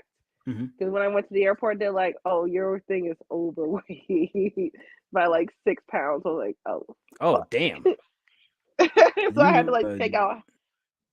Yeah, I had to bring options. Like it's WrestleMania weekend in Dallas. Just kidding. Didn't mean to do that. I had to bring options, and half my clothes had to go on my carry-on. Was I happy? No. I was exhausted. I had an early flight. I had broken nails. I was exhausted. Like I switched it. I was very tired. Just that flight down there was hell. It was absolute hell. It's the greatest name of all time. Top tier. Top 10. I'll tell him that. I'll tell him that when I call him wrong. I just had a moment of I was scrambling, fumbling shit around over here. My apologies. Yeah, I'd be trying to get it. I probably took one too many shots, but anyways, yeah. So I'm pulling this video down. Shout out to Mad Chocolate Gaming. They said, I don't think I was into death matches, but Hoodfoot and Billy made me a fan. Yeah, good. Yeah, they was it's okay. I was that's what they do for. already. I was kind of like already into death matches, but then when Hoodfoot decided that he wanted to get into it, that's when I was like, no. I was like, no, I don't want to see you bleed. I'm good. You want to wait, hold on, no, I didn't. Wait a minute. I didn't sign up for this shit. I didn't sign up to see you bleed, but then I saw how good he was at it, and I was like, fuck, like I can't stop him. And plus, he's kind of making history because there's only 3 wrestlers in the indies that do death matches. 3 who are black. Just 3. It's I'm AJ. amazed at it and grateful for it. AJ Gray, It's Hoodfoot. AJ Gray, sometimes Hoodfoot, and then oh god, I got his fuck, I forgot his name. I forgot his name. Just like quick, it's something kid, and I love him. I can't think of his name right While now. we're pulling that, let's go ahead and take a look at your spot from that match. Ito from Big Japan do that, and the first time I'd ever seen it, and I was like, "What is that? Look at here comes the Oh, that's Smilee. No, They've been talking shit. Smilee. That's for real. Oh wow, don't mess with this lady. Oh, okay. Wow, that just got real. If you don't know, fans who are tuning in, Billy has been going off. Spin joint please get her out from the Tyler Perry show. Yeah, you feel me? Hey, like Bang, bang. Don't try it, nigga. the Dolph Ziggler show, bruh. Don't try it, nigga. So what was that Dolph like? Ziggler, bruh. You're hilarious. What was that like for you? You feel me? Like just like having that spot in that match. I've never been in a spot, been in the storyline because I'm not a wrestler. So I'm just, I'm just a girlfriend. I'm not used to this shit. What the fuck do I do? So, of course I got front row because, got to support my niggas. Of course. During the match, Billy had been talking a lot of shit. Yes, he did the Will Smith side. He did. He did. Yeah. He did the Will That's Smith exactly side. what that was. You feel me? That's exactly what that was. You feel me? Hey, exactly you what it was. Keep my wife's name out your fucking mouth. Billy had been talking a lot of shit for months. He's been talking shit for months. Now. I seen it. Dolph Ziggler. Dolph Ziggler. Months. I seen a clip of him last year when they had you feel me? They had a match a while back, and he was like, "Yeah, and keep your." I was like, "Yo, this nigga is this nigga's on one." It's been a long time coming. Full circle. It's finally over. Right, but that's how it is, right? The same thing with the Chris Rock and the Will Smith thing. It's like, if you didn't know, this does go back some years. You feel me? This does go back some time. This ain't the first time he said something. This ain't the first time he tried something. But check this out. Now that I'm face to face with the God, you feel me? He gonna feel the wrath of God. You feel me? One time, and gave him a little bit of piece of business. You feel me? Yeah. Yeah, I don't know if y'all caught when he came out. I had to have a fucking security guard fucking rest by me because he tried to get in my face. And I was like, no. I'm like, keep that energy because she coming with it. I like violence. I love violence. You thrive off of negativity. What's brother was on the little the locked up dog or whatever. I thrive off negativity. Anything that's negative, I'm for it. You feel me? That's this one right here. I'm gonna keep it a buck with you. That's her. That's literally what it was. Because after the match, not even after the match. It was damn near the end of the fucking match. Some dude, I'm not even gonna call him a fan because he's not even gonna call him a fucking fan. Yeah, I know. He was on the other side chairs. He's on the other side. He came up and sat right next to me. Now apparently he's part of this club called Mania Club. I don't know what that is. I feel like a fucking bunch of weirdos. Never heard of it. So he came up to me. He's black. He was not white. He's black. He is black. And so so during the match, I guess he liked glasses like that, and so he started belittling Billy, and he started calling him a sick fuck. And of course you can do that. I don't care if you want to boo, cheer your favorite wrestlers. I don't give a fuck. Cool. I don't care. Right. So Billy, being Billy, started gyrating in front of him. He got up with his fucking camera. It was like, "Oh, I don't play that shit. I don't play that shit," and walked back to the chairs over there. I'm like, okay, homophobia. Cool. Stay your ass over there. So he came back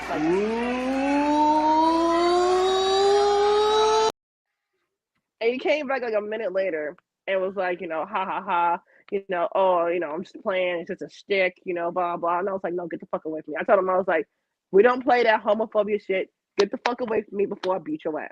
I'm not feeling it. Until he kept trying to tell me, he was like, this is just a shtick. It's just a shtick. I love the business. And I'm like, you're not a wrestler. You're a fan. That's liar! Liar! That's the thing that bothers me. So many of these fans want to have a gimmick, want to have like a thing, like what? You're not a performer. The NXT crowd. The NXT crowd is especially.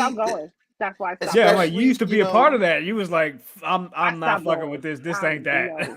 Especially this last week with NXT, like they were trying to hijack the show when what's his name was when Tony D'Angelo had the little segment where he was like being sworn in as the Don of NXT. They started chanting boring during Braun Breaker's match. They were chanting "Not my champion" and booing him and stuff like that. And it's like, bro, I never thought I'd see the day where you niggas all of a sudden just start capping and caping for Dolph Ziggler of all people. Like, bro, what?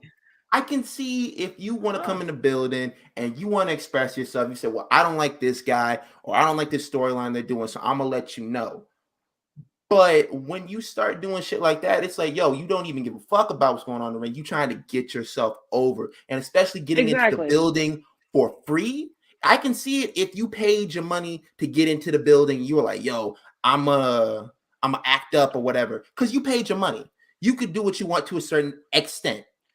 I would respect that, but you got into the building for free, and you wanted to be an asshole. They need to get the fuck out of here. I hate. I stopped going like once he. That man, he's sick, bro. 30 people. Nigga, how you get jumped by 30 people? Hey man, as soon as that shit happened, the man started controlling his narrative. So he said, I'm gonna make sure. I'm finna make sure. You feel me? That niggas, you feel me? When I pull up, I got a microphone in my hand. Shout out to Braun Strowman in the rant room.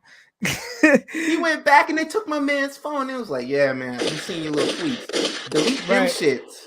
Delete the pictures out your phone and get the fuck out of here. The funny thing was, he was like, "Can they legally just delete stuff out of my first legally? Nigga, ain't like as a man, nigga, you should just be like, hey, my nigga, check this out. Like, you shouldn't say my nigga, like, cause we'll fuck you up. But you should be like, yo, check this out. Like, I feel you. If I gotta leave, I'm gonna leave. But I'm not finna give y'all my phone to try to go through all my personal shit. You feel me? If I gotta leave, I'll leave. But no, I'm leaving with all my shit. Like, y'all not finna take my phone. I'm leaving with something. I'm leaving here with something. I'm leaving with something. Like, bro, ain't no law against getting punked out, bro. I'm sorry. That's exactly what happened. You got your ass punked out. That is hilarious. Wow. So elsewhere on your WrestleMania weekend trip, you actually visited the site of WrestleMania. Like, a lot of people went out there to see WrestleMania, but a lot of people also went out there to just see all the outside events. You feel me? Like, we're going to everything other than WrestleMania, right? But you experienced both, right? Yeah, that was your plan, but you ended up being able to.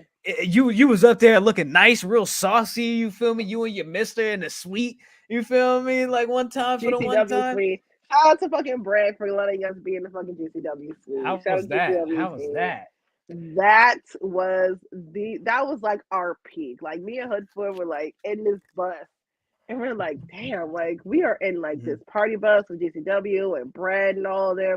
We're headed to WrestleMania. As soon as we walk into the suite, we're like, oh my god, we done made it. Like, we're just like, how do we get here? Right. Because Hoodfoot, he got very emotional because Hoodfoot has gone through a lot of shit. If y'all didn't know, Hoodfoot has been homeless before. So the fact that he's gone from being homeless to being in a GCW, you feel me? It's like he's very thankful. I'm very thankful for it. And I think my peak was, being in the suite, you also got to get like free food and open bar.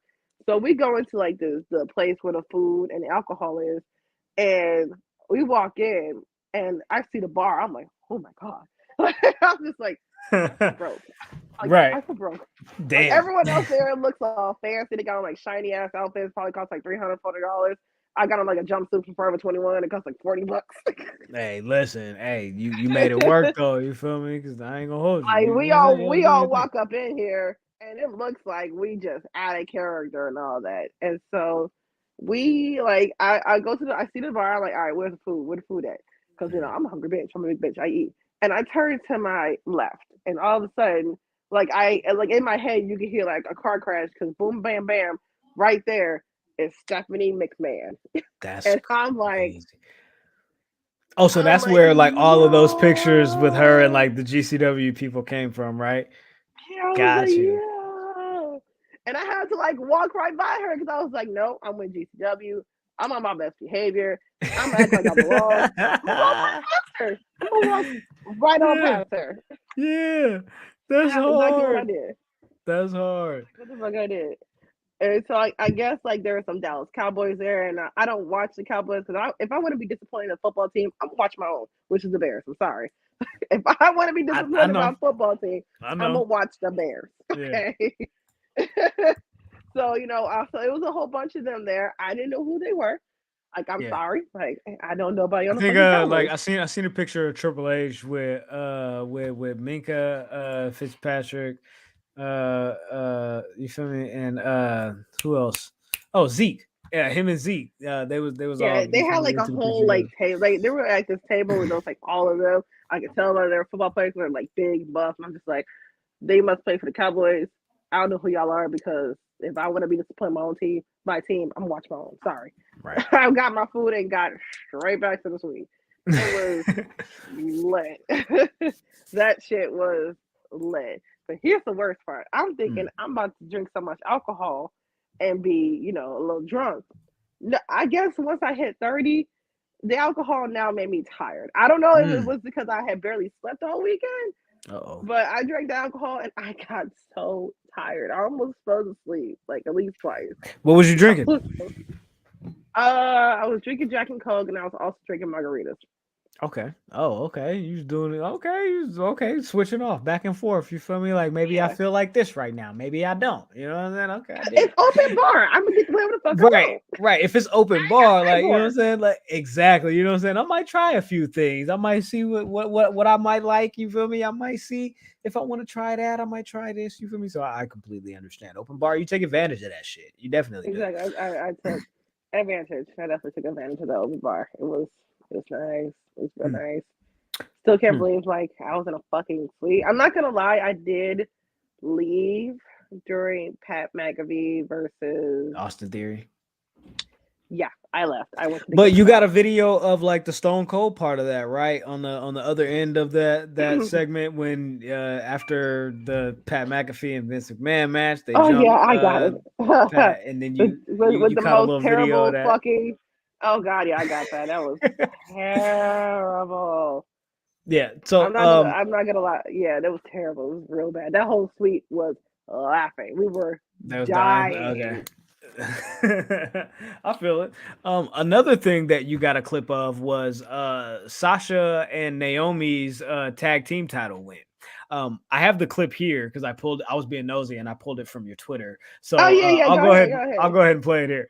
And champions Naomi and Sasha Banks.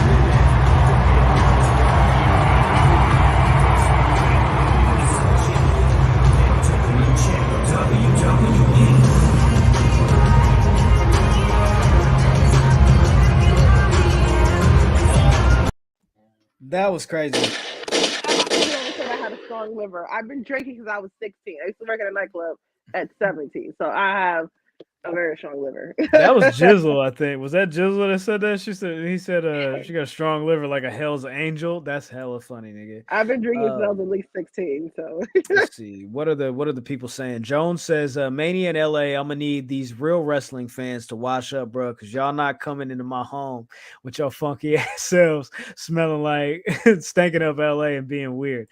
Jones, I'm gonna keep it $150 with you. That's gonna happen. Like it happens everywhere. Sorry, LA is up in the air. LA is very up in the air for me because that shit is mad expensive.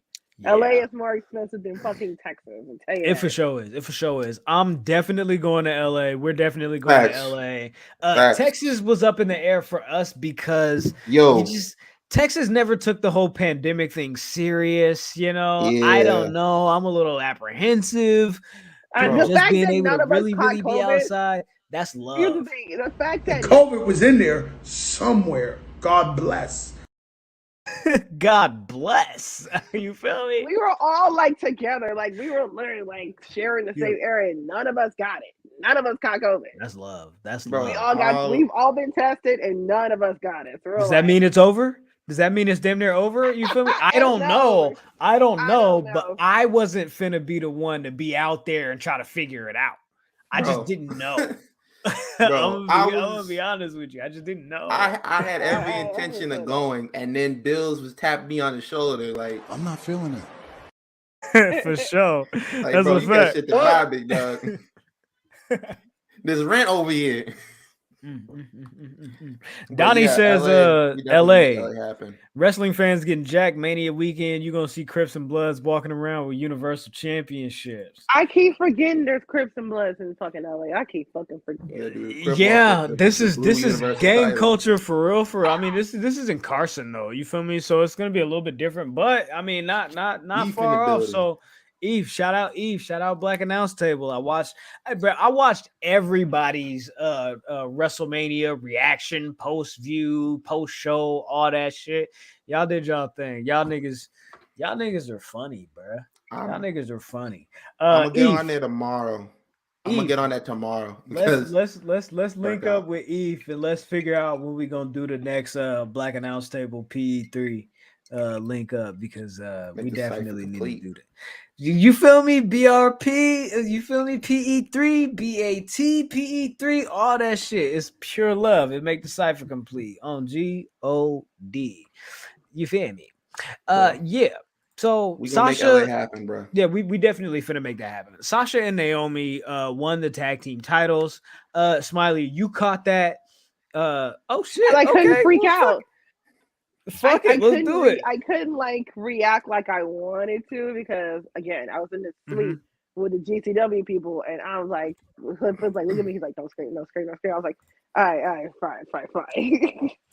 I can't really embarrass myself in front of his boss. I'd be crazy. Like I'm in this goddamn suite. Like, well, look, I can't react like that. Right. I gotta act, nice. I gotta act like I belong here.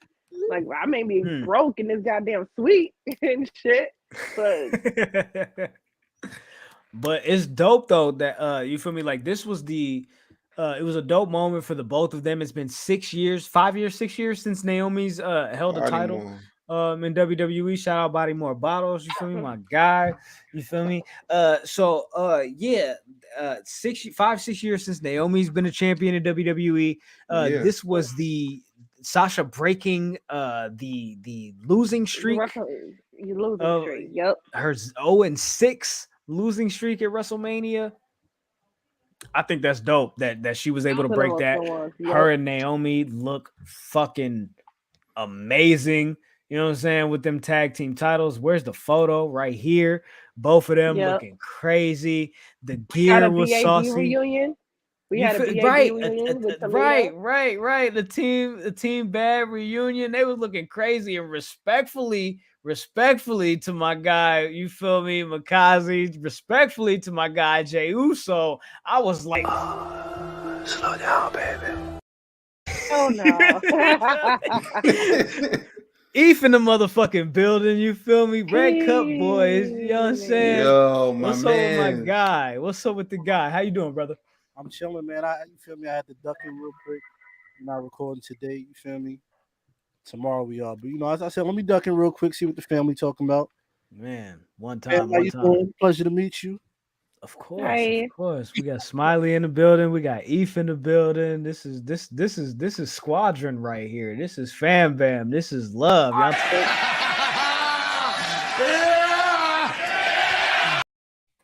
you feel me? I know Nick wasn't, you feel me? I was not in Dallas either, you feel me, this past weekend. But next year, LA for 100%. LA sure. is up. LA is definitely LA that's is the up. one right there, you feel me? You feel me? Yeah, Pod Nation brunch. Let's see what we could do. You feel me? The Blue Swole brunch. I'm trying to tap into everything. You feel me? To be honest with you, you know what I'm saying? I gotta see everybody. I gotta meet all my peoples.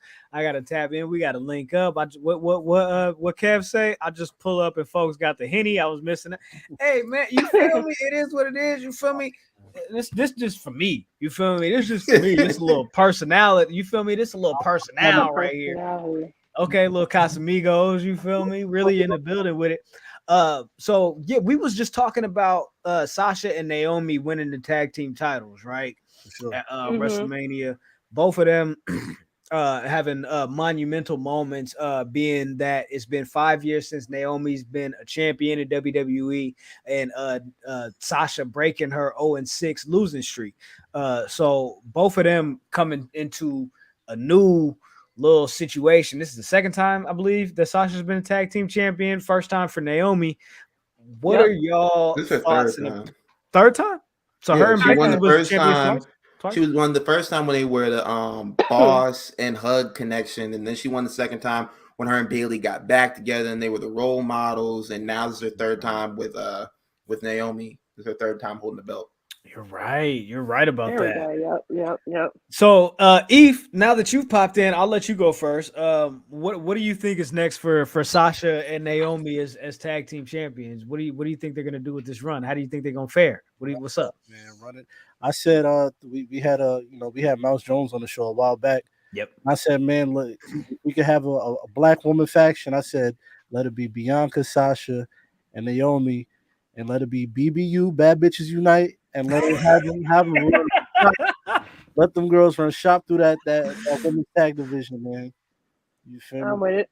Let them women work, Word is Lash Legend coming up. They could add her in there. Salute the Lash Legend. My TV was turned all the way up. You feel me for that match? Salute the Bro, so I had TV on 3D. Hold on, Last Legend's supposed to be coming up for real. Yeah, there's a little list of people who are supposed to come up. Carmelo Hayes is on the list. I don't know how true it is. It's just like a little list that I've seen. I don't know. I didn't see her on the list. Confirmed. I did see. I saw Mixed Black sent with a booty on there. I saw her. Apparently she's on there. I'm like, why? I seen the only one I seen confirmed was Walter. That's the only one. Yeah, no. And Walter or Gunther Wheeler, whatever the fuck you want to call him. Whatever his name is today, I don't know. Walter need to bring his big ass up to the main roster, man. Stop running from the grind. Yeah, you've done everything you do. Now you feel me? Put in some more work. Go ahead to the main roster. Ciampa, you too. Go ahead. Ciampa too, yeah. But Ciampa don't want to go. Like Ciampa has said like a bunch of times, he didn't want to go. Bro, yeah, but at this point, it's like you done dyed your beard. You've been on Raw a couple of times. You know, like they're sending you up regardless. The dude that was in charge before NXT, he ain't in charge no more, bro. You do what we say. Wait, so real quick. In regards to that though, you feel me? Because we got the Triple H official retirement, night 2 WrestleMania. He left his boots in the ring. We just got the report that him and Nick Khan had a really emotional meeting with the WWE talent, and they spoke to them about all that third party stuff like Twitch and Cameo, TikTok, all that shit. You feel me? That people are able to like monetize their personalities and shit outside of WWE TV, and they were like, "Yo, we gonna give that back to y'all. Like y'all can have that back." You feel me? Like they can have it back now. What? Smilee, did you know anything about that? How do you feel about that? You think that's a good thing for the talent? You feel me? What's up? What do you think? I feel like I'm like, that's great, but I feel like there's gonna be a twist in it. I'm like, where's the bullshit? Like, I feel like the bullshit's coming. Like, think yeah, they're you gonna can be have it like, back, but we you gotta need give us 60%. half. Exactly. Oh, they gonna Give me pull up about- like what TNA used to do when they did indie bookings. They're like, man, you can do all the indie books you want, bro. I'm keeping a buck, but you know, you got to give us a little 40% of that shit.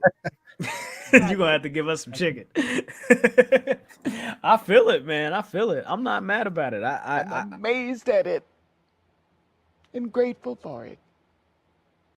If that is the case, I want to salute to the WWE management. I feel like Triple H might have came back around this weekend or the past couple of weeks and was like, all right, check this out. Look, I've been gone for a minute. Y'all done did some shit. Y'all done let a lot of niggas go, right? Y'all done put a lot of shit in motion.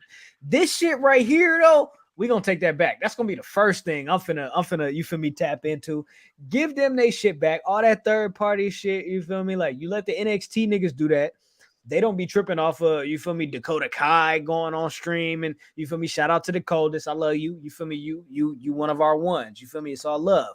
But yeah, you feel me? They be letting all the NXT people be able to do their TikToks and they not TikTok, but they the whole Twitch time. streams and all They of never that. took that from them. They never stop. You feel me? They never stop because they're not getting paid like the main roster niggas. You feel me? So it's like, Sean why Ross would we Sapp take is a that away source. from?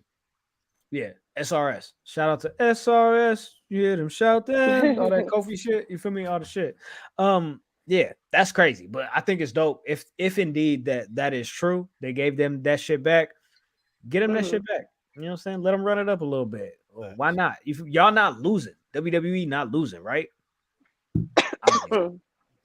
I just smell some bullshit. I'm just like, they're gonna be like, yeah, you have it back, but we need at least half of everything you got. Yeah. So I said half is crazy. Like, bro, God asked for 10%. You want half my shit? Right. Oh, right. I pay my tithes and offerings. God only asked for 10%. Y'all talking about y'all want half? Y'all want half? I said word. Damn, nigga. Like, that's how my you logic feel. when I go out to eat too. I'm like, bro, you know how much I got to give God. Right. You gotta get know more. how much I gotta give to God. You feel me?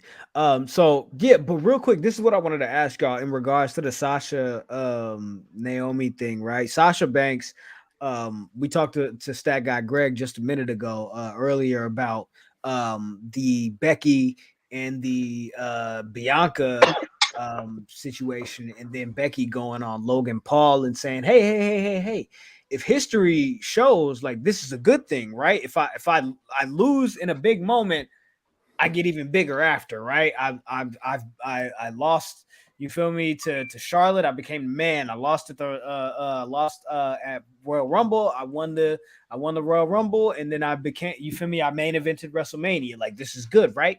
Sasha Banks was also on that same episode, and she talked to Logan Paul in regards to just her WWE tenure and whether or not she was going to in the future take this to a higher plateau, i.e. Hollywood or what have you. And I'll play the clip real quick. Smilee, I'm going to start with you and get your opinion, and then Eve, I want you to chime in on what Sasha Banks thoughts were, and if y'all think that this is a possibility in the future, or how y'all envision what she's saying here. Check it out. It's kind of really hard to do with the WWE schedule. I mean, when I shot The Mandalorian last year, it went from doing TV, doing live events, and then just getting on a plane, going to LA, shooting all week, getting on a red eye, going back to TV, putting my hair in, taking my hair out for 3 months. For 3 months. And it was just, wow. So if I'm going to take over the world, it's like, I got to choose one or the other. Drop a flex bomb for Sasha Banks. God damn.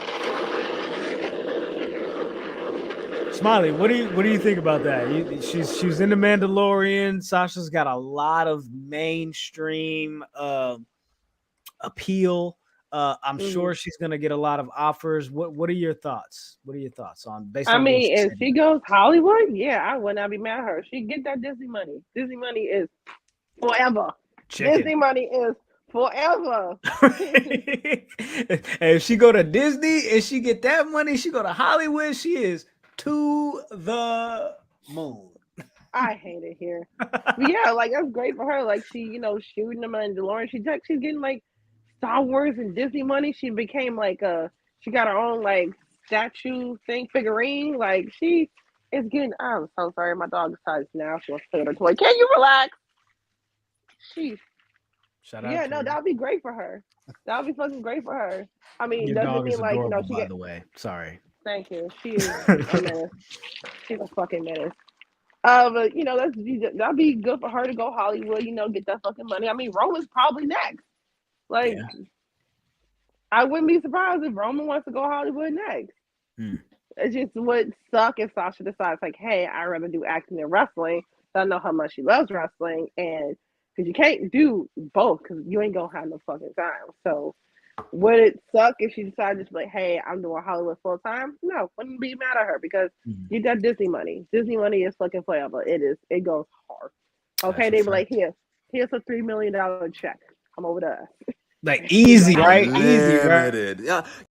Right, that's a fact, right? Disney money is forever and Disney money is unlimited. But John Cena just said the same thing. He was like, yo, if I had it my way, like if my body could take it, I would still love to be a full-time WWE performer, but I got all this other shit going on. But I'd love to be over there and doing what I do with those people. But Eve, tap in. What do you think, bro? Hey man, Sasha Banks pulled up to WrestleMania in a damn Lamborghini or whatever it was. Right. A Ventador, you feel me? Or some shit. You know what I'm saying? Exotic cars. She looks very fine on the red carpet, man. At this point in her career, she's already. If she was to retire today, she's a Hall of Famer. Yeah. So, yep. Hey, if the money knocking, bro, if Hollywood knocking on your door, it's not. Answer that door. You know what I'm saying? Go ahead. I don't think nobody will be mad at you. In fact, everybody's gonna support you. You know what I'm saying? It's gonna be like that Rock thing. You feel me? When he left to do Scorpion King, all that bullshit in the early 2000s, niggas gonna support you. You know what I'm saying? So she's gonna do her SNLs, her Disney movie, whatever it is. We're gonna support Sasha, man. Sayonara.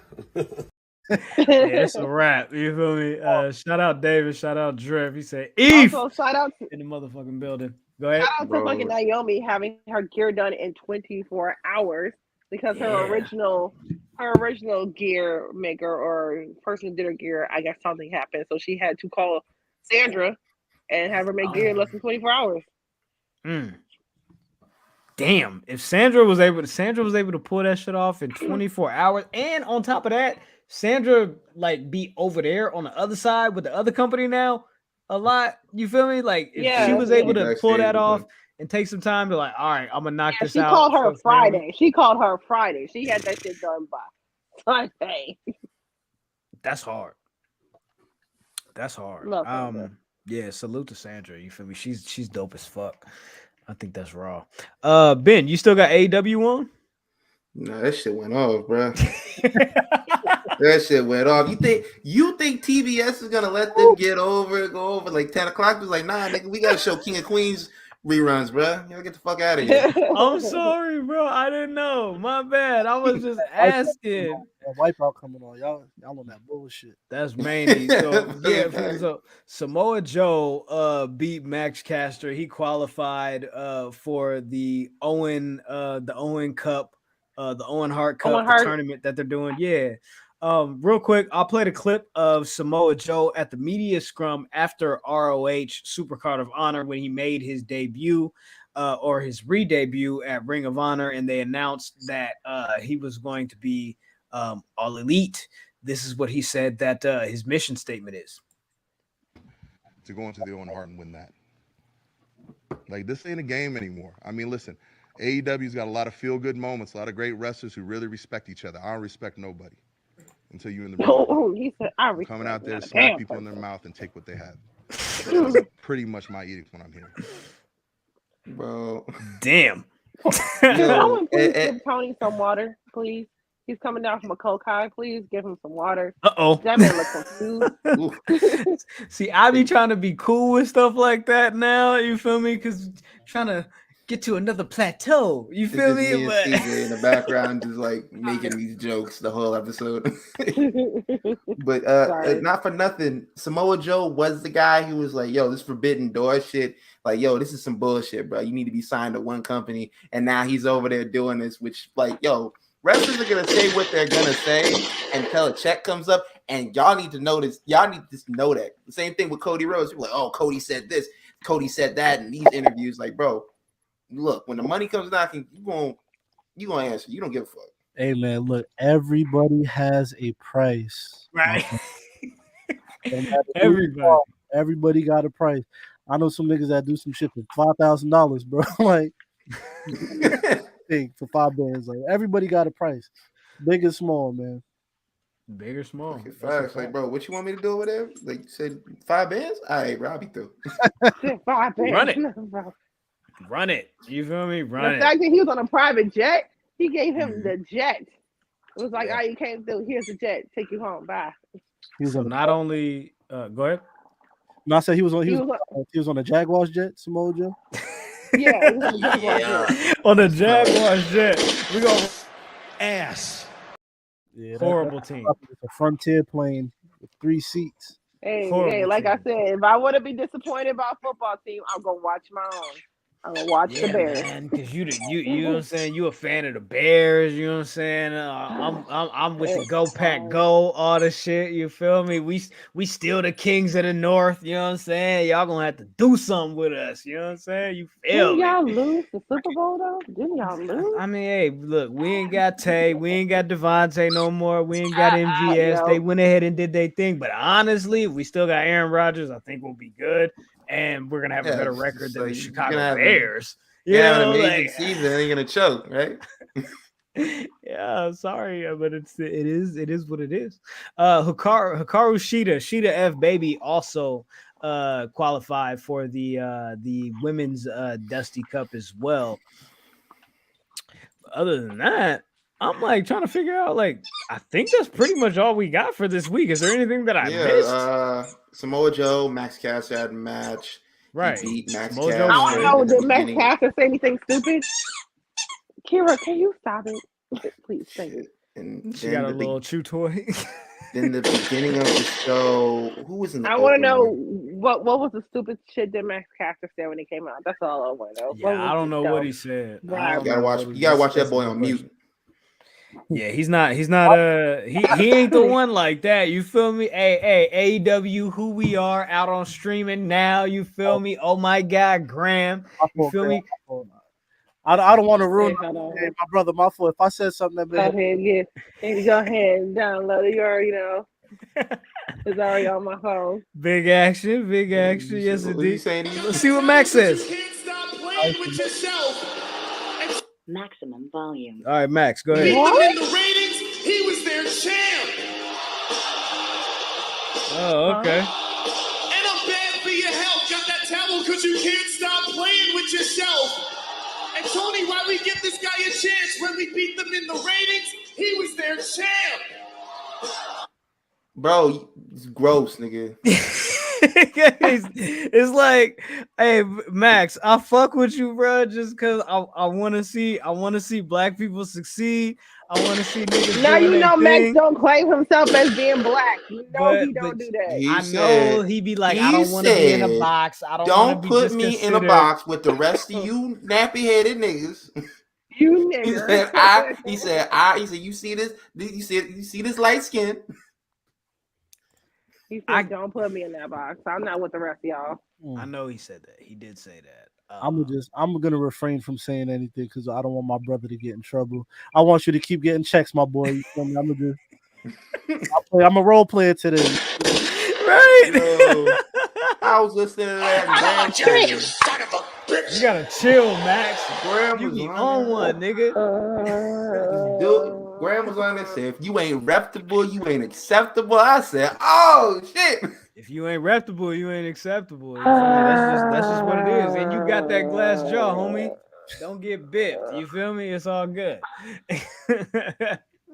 That's crazy. I hate everything right now. I know. I do too. Smilee, when you gonna let us off probation, bro? You said we got till May 1st, right? And then we good. We good money. Like ain't no double As long as y'all don't jeopardy. fuck up. Ain't no double. Fuck up. But ain't no double jeopardy though, right? You got to catch us with like a different charge though, right? Like you can't just be like, oh y'all own this shit again. Like you feel me? Like yeah, I gotta know. You gotta be running. If I see y'all thirsting over, we just had Black Scent, big booty girl. Y'all going back on probation. We just had our legal counsel, Stat Guy Greg, on here. He told us that Black Boy Joy should also be celebrated during Black History Month. So we should have been able to express ourselves however we see fit. You feel me? Not thirsting over MAGA white women. No. Not thirsting over MAGA See, white that's the women. thing. That's the thing. We didn't know the MAGA thing. We didn't know that. You feel me? Like that's new information. Thirsting over her because she had ass. You were thirsting over her because she had ass. Smilee, she don't got ass? During the month before and during the month of February, you thirsting over white women with a big ass. But we thirst over a lot of women though. I don't see nobody tripping and putting us on probation when I be like, Tasha Steeles, I want to build you a Tesla. You feel me? I don't see nobody saying nothing about that. You feel me? Like I don't get parts out of Tesla. I don't see nothing about that. You feel me? Fucking queen. Tasha's a queen. That's what I'm saying. You said tomorrow I grabbed the hood. And next week I grabbed the hubcaps. Right. Just because we wanted to show love to the JBBLs of the NXT don't mean that we don't. Yo, Idris and No Fed, bro. Well, next year we squaring up in LA. Idris was for sure snitching on niggas. He was for sure letting niggas know that the PE3 was thirsty, not him. Even though, you feel me, we was caught in 4K, but you was caught on national television in front of millions, my G. You feel me? So it's a little different. You know what I'm saying? So yeah, we gonna have to have a conversation with bruh for real. Him and Malik. Malik, you ain't said nothing, but you guilty by association. So it's gonna be a problem. You feel me when we link up? Kick us out the playoffs now. Just kick us out. I said, Malik, you'll be in trouble too, my boy. Just end it. Yo, man said, yo, you can't do nothing with us because she smell like roses, bro. How the hell do we lose to the Boston Celtics? I just want to know why. That's crazy. All right. Hey, I'll take y'all off probation, man. Y'all good, bro. Oh, no, you gotta go talk to Swole because Swole put them on a couple more probation. Nah, but that's a question I need answered for real. You feel me? Because honestly, I don't even know who our parole officer is, our probation officer is. We can't have multiple, but we can't have multiple probation officers giving us different time and extending the periods. Like it has to be one probation officer. It has to be a uniform decision. You feel me? Like how we just gonna have people just chiming in? You know? Well, since it was Swole who gave y'all the last one. Since it was Swole, we gotta respect that. We gotta chop that up. We gotta talk to Swole. That's a fact. I understand that. But no, we'll eat it. We'll eat that until May 1st. But no double jeopardy though, right? We good after this? We'll see. All right. With that said, I think we're good after that. You feel me? Eve, when y'all going up, you feel me? Y'all don't record live. You feel me? Y'all did y'all live when y'all did Black Announce Table the WrestleMania reaction. But when's the next time? Of course, y'all drop Friday. Are y'all going live or what's the plan going forward? Talk to me. We definitely, like you said, that was our first live that we did ever. So, you know, the plan is we definitely want to do more. It was fun doing them. So we definitely want to try and do more lives. We got some other things in the works also, but for now we're just gonna keep, if it ain't broke, don't fix it. We're gonna keep, record. We drop, early on Patreon on the Thursdays, and then Fridays we drop regular on YouTube and everything else. So, that's the formula for now. But lives definitely going up in the future for sure. Okay. Definitely. Make sure y'all tap in with the next episode of Black Announce Table. They'll be dropping on Friday. Smilee, what you got going on with Black Wrestling Revolution? What's next for you? Or talk about WrestleMania. WrestleMania episode will be out tomorrow. I just didn't feel like recording last night. Fucking allergies is fucking with me real bad. Definitely go check that out. Be dropping. Also, Yana, you go get you some wrestling over everything gear. Shit is dope as hell. I want to know where the hell you get that chain from. I want it real bad. You feel me? This was like 2015, 16 or something like that. I got this made. You feel me? When I got this made, I didn't know that Peter Rosenberg had one as well. That's why when Stat Guy Greg was on here, I showed him that. I was like, tell Rosenberg he ain't the onlyest nigga. You feel me? Rosenberg is Jewish nigga, so it's different. But you feel me? I was like, he ain't the only one with one of these. You feel me? You know hey. Right. When I met Cam for the first time at South by Southwest, I had this on, and he was like, "I seen the picture. What is that? You feel me? You know what I'm saying? So shout out to Cam. I gotta get him back on here soon. He's that guy. He's that nigga. You feel me? If not for Cam, P3 wouldn't be here. That's my guy. You feel me? Shout out to Peeps. You feel me? Fam, that's love. You know what I'm talking about? But yeah, is this a crossover episode? Shout out to Ty. Hey, make sure y'all check out, if y'all haven't already, SC Scoops, Black Announce Table. The interview is out. You feel me? Behind the scenes, everything going on with the squadron over there and everything they got going on. Make sure y'all tap in with that. As Smilee said, Black Wrestling Revolution. Make sure y'all look out for that next episode tomorrow, right? Tomorrow? Your WrestleMania recap, your WrestleMania weekend recap, not just Mania, you feel me? Because she be doing it big out here, you feel me? It's not just Mania. We not just going to see that bullshit, you feel me? We everywhere in Dallas. She was sliding through the city, you feel me? Real saucy with it, so you know she got to represent. She got all the ism on her show, right? You feel me? But I think we're pretty much done here for the evening. Thank y'all so much for tapping in. A little bit longer than I expected this episode to go. Stat Guy Greg, Smilee came through and popped through the building. Let us know we still on probation. The time ain't up yet. You feel me? We got a couple more weeks. You feel me? And Eve popped in. That was a surprise for us. So it's love, super love. We appreciate all three of y'all for tapping in. We appreciate everybody for tapping in. You feel me? In the chat. You feel me? All the frenemies that's watching live, all the frenemies that are listening, all the frenemies that watch, you feel me, on the replay, you feel me? But yeah, until then, Smilee, I'll go ahead and give you the floor first. Go ahead and let the frenemies and the people listening know where to find you and what you got going on coming next, please indeed. Yeah, go ahead and check out Black Wrestling Revolution podcast. We'll be dropping an episode tomorrow. You go find it on my Twitter at Smilee. That's SMILEEBWR. Definitely go get you some wrestling over everything gear. Everything I got is so fucking. I love the shit. It's so fucking comfortable. I don't want to. It sound like you sponsored or something. The way you pitching that, you feel me? Like, I said, they threw you a little something. Who knows? I dig it. Eve, floor is yours, my brother. Please let the people watching and listening know where to find you and what's next with Black Announce Table. Please, brother. Hey, man. Black Announce Table on everything. Mainly you tap into the YouTube, man. Run them subs up on YouTube, patreon.com/Black Announce Table, blackannouncetable.bigcartel.com. The pre-orders end on Sunday. So if you ain't get your pre-order in by Sunday, that's it. The lot ain't no more. You feel me? That merch is gone, and we on to the next. So make sure you tap in, get your merch. SeatGeek, shouts to the sponsors over at SeatGeek, man. Use promo code BAT. Bam. You feel me? BAT Pod. You feel me? The promo code off your first order, man. And yeah, man, my ad right there. You feel me? Make sure y'all run that up. Run us up on everything, man. Graham, we gotta talk about some things. Yeah. I know it's a little bit late, but me and you we could connect and we can talk about when we gonna do the next link up for sure. We should definitely have that conversation. 100%. Yeah, definitely. Hey, like he said, do you see this? Get one for you and your lady. If you're a woman, you feel me. Get one for you and you feel me, your nigga, your partner. You feel me, your boyfriend. All of that. Get one for hoodies your mother, ain't never going out of style. Your brother, your sister, your cousin. I know it's you feel me. It's finna be summertime, but right after that, it's finna be fall. You feel me. So make sure y'all stay bundled up.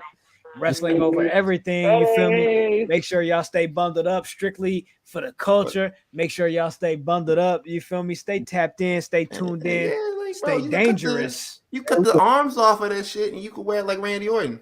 Hey, look, man, it is not summer just yet. It is still I live in the Midwest. It is still cold. Exactly. Right. It's raining. I live in the Northeast, so it's still cold as well. So make sure y'all get y'all merch. You feel me? Support it all. Go ahead.